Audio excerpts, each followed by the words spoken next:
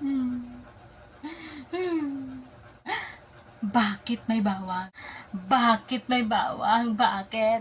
Gutom ako eh. Gutom ako. Ayoko ng bawang. Ayoko ng bawang. Wala bang may bawang siya pero parang magic. Parang magic yung sarap. Yung hindi ko malalasahan yung pagkabawang. Ayoko ng bawang. Gutom ako eh. Gutom ako. Gutom ako.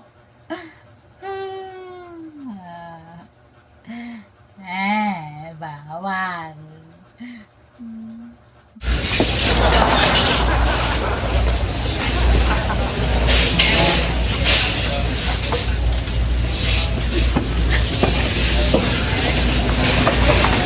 Hello guys, Viadas. Once again, a vlogger na always on the floor. Yan, this is a floor.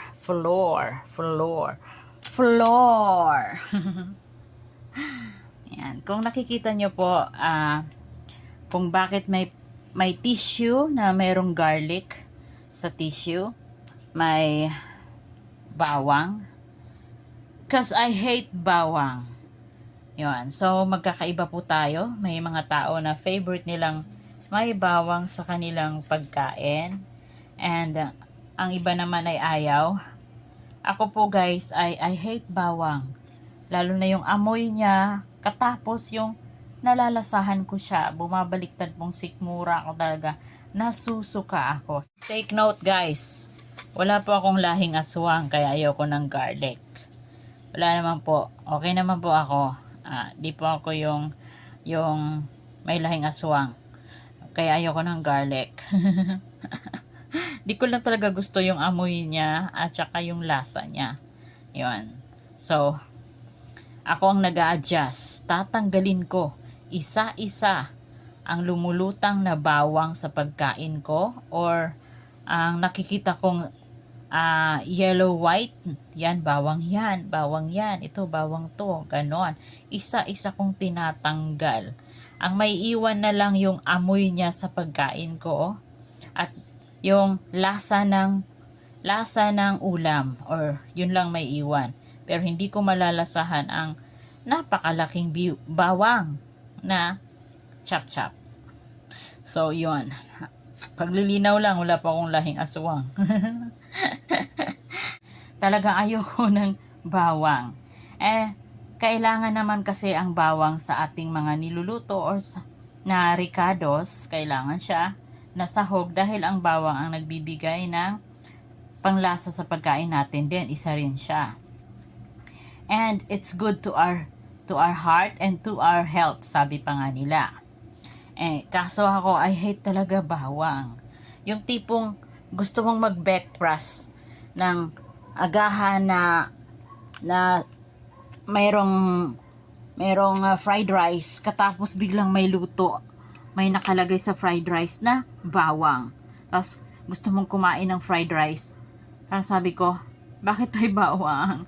Kailangan yung bawang sa akin guys ay pag niluto siya, hindi siya yung brownies, sunugin talaga siya. Medyo sunog. Kaso may iba na pag nagluto ng bawang, ang bawang ay kailangan ay merong light na yellow, white, or nag-golden. Yan. Pag nag-golden, meron pa yan siyang nalalasahan ko siya. Yan. Or kaya sa akin kapag nagluluto, mas magandang sunugin. Yung konting sunog lang ang bawang. I hate bawang talaga. Wala nung bata ako. Hanggang ngayon na lumaki pa rin ako. Bawang talagang pinaka-hate ko. Bumabaliktad ang sikmura ko niyan kapag nakakain ako ng bawang na buo sa bibig ko. And yung hindi ako komportable pag nakakaamoy ako ng bawang. Yun. So I hate bawang. Pero bawang, it's a healthy. Yun, kailangan ng katawan natin yan. So, ang lahat ng niluluto natin, ang laging may bawang. May bawang. So, wala akong choice kundi kumain ng may bawang. Pero, sineseparate ko po, matyaga ako niyan. Matyaga akong magtingin habang bago ako kumakain. Tinatanggal ko isa-isa ang bawang at nilalagay ko sa tissue or sa maliit na plate or platito. Nililipat ko ang bawang. Kasi I hate bawang. Sobrang hate na hate ko ang bawang. Tapos, kailangan kumain ng bawang. Pero meron namang pagkaluto na pino ang kanyang pagka-chop-chop. So, maliit. And, tsaka, hindi ko na siya gaano nalalasahan kasi malasa na yung niluto at tsaka pino. Kaso may iba na ang lalaki ng chop-chop ng bawang. So, nangingibabaw yung bawang. Or mas more bawang. Yun. So, I hate bawang. Mas maganda pa sa akin ang sibuyas. Pero kailangan talaga gano'n. Ang pagluluto, laging may bawang. Kasi, isa nga siya sa nagbibigay panlasa or sahog sa bawat niluluto natin na gisa-gisa. O, diba? Yun. Tapos na akong kumain. Yun. Yung tipong gutom na gutom ako, tapos may nakita akong ang daming bawang na lumulutang. Pero ang tiyaga-tiyaga akong kukunin yan.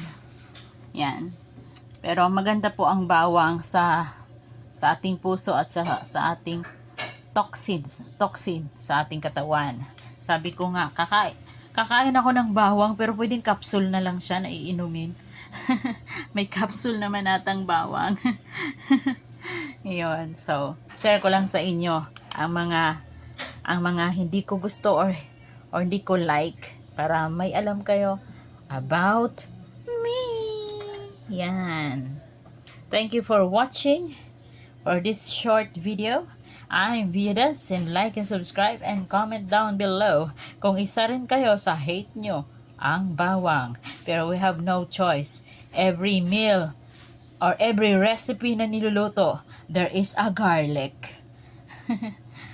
a different kind of cook with a garlic. Yun. So, meron garlic na powder, may garlic na chop-chop na maliliit. May garlic naman na ubod ng laki nilagay sa food. As in, nangingibabaw ang amoy ng garlic. Yun. Lalo na kapag kinain ko na, oh my gosh, naduduwag talaga ako. Ang hirap. So, kung may challenge na pakainin natin si Viades ng bawang, my gosh, ang hirap. Pero, naman, yun yung tiis career para sa content. Thank you so much guys for watching and listening this video. I'm Viades. Like and subscribe. Click the bell.